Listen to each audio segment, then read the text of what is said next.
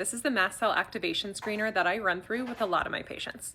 It is not diagnostic. In fact, it's not within my scope of practice to diagnose someone with mast cell activation syndrome, but it is my responsibility to put it on their radar, especially if managing their mast cells is going to greatly improve their quality of life. First, I ask them some skin questions. I ask them if they get frequent redness or flushing.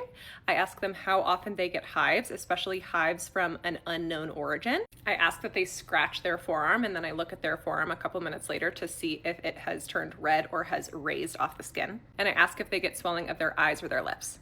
Then I ask them some respiratory questions. I ask them if they deal with either nasal congestion or runny nose without present illness. I ask if they deal with wheezing. I ask if they deal with shortness of breath, and I ask if they deal with throat tightness. From a GI perspective, I ask if they have bloating, I ask if they have abdominal pain, I ask if they have nausea, and I ask if they have frequent diarrhea or loose stools.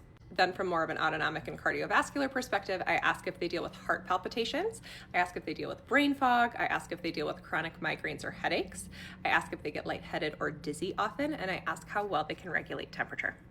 I follow up by asking if any of the following are triggers for the symptoms that they said yes to: alcohol, certain foods, especially fermented foods or leftovers, stress or strong emotions, exercise, hormone changes, medication, and infection. And if they say yes to the symptoms of 3 or more of those systems that I just listed, then I start talking to them about mast cell activation syndrome.